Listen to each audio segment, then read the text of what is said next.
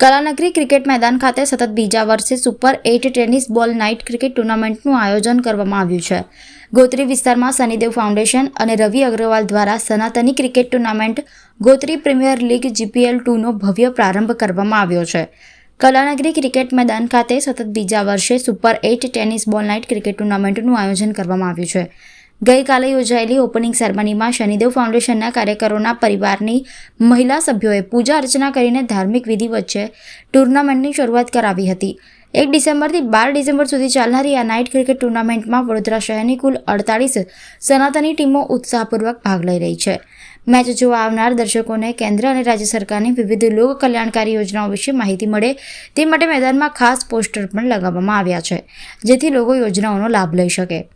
ટુર્નામેન્ટમાં વિજેતા ટીમને ₹31,000 રોકડ પુરસ્કાર સાથે ટ્રોફી, જ્યારે રનર્સઅપ ટીમને ₹11,000 રોકડ રકમ અને ટ્રોફી એનાયત થશે.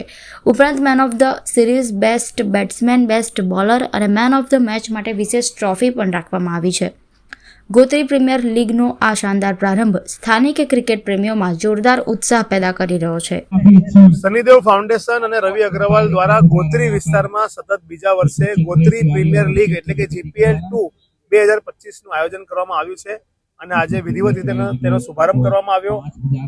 વાત કરવામાં આવે તો પહેલી જે મેચ છે વીકેન્ડ 11 અને ડાયનામાઇટ 11 તેમની અત્યારે ચાલી રહી છે અને ખૂબ ચોકડા અને છગડાની જે વરસાદો છે તે અહીંયા ગ્રાઉન્ડ પર થઈ રહી છે અને દર્શકોને ખૂબ મજા આવી રહી છે. ટુર્નામેન્ટની જો વાત કરીએ તો પહેલી વખત આખા વડોદરા શહેરમાં સનાતની ક્રિકેટ ટુર્નામેન્ટ છે.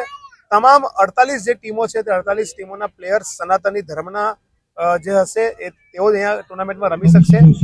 8 ઓવરની મેચ છે.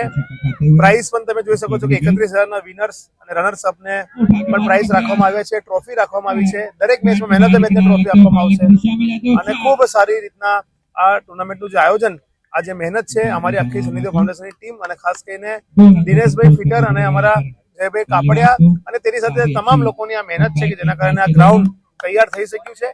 અને હું તમામ લોકોને આમંત્રિત કરું છું કે વડોદરા શહેરના લોકો આવો, આ મેચ નિહાળો, ખૂબ મજા આવશે.